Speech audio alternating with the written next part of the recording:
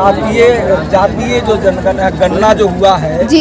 ये सरकार की तरफ से एकदम साफ सुथरा हुआ है जी।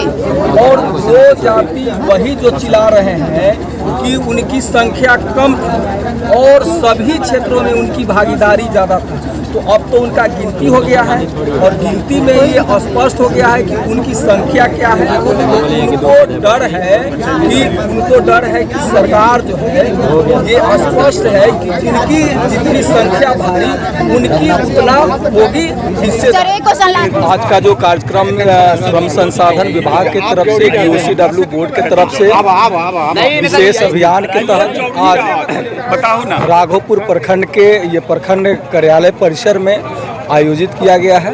विशेष उद्देश्य यही है कि हमारे जितना भी निर्माण क्षेत्र में श्रमिक बंधु काम करते हैं उन सभी श्रमिक बंधुओं को ये हम लोग एक तरह से जानकारी उपलब्ध कराए हैं और उनका जो है निबंधन का कार्य भी हुए हैं और जो पात्रता रखते हैं उनको डमी चेक भी वितरण किया गया है। तो हम लोगों के सरकार के तरफ से ये अभियान चल रहा है।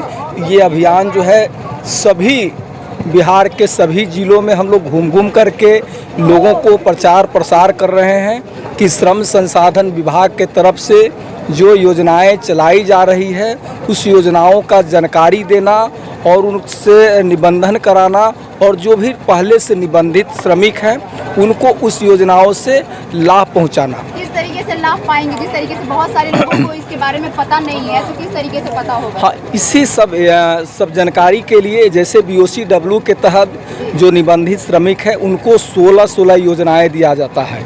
उसमें यदि किसी श्रमिक बंधु का दुर्घटना में मृत्यु हो जाता है तो 4 लाख रुपया, जो है उसका स्वाभाविक मृत्यु होता है तो उसमें 2 लाख रुपया, विवाह सहायता में 50 हज़ार रुपये प्रथम लड़की और द्वितीय लड़की की शादी में दिया जाता है, मातृत्व लाभ है, पितृत्व लाभ है और उसमें विकलांग पेंशन है और उसमें पेंशन योजना भी है श्रमिकों को। और हम लोगों के श्रम संसाधन विभाग के तरफ से जो प्रवासी मजदूर है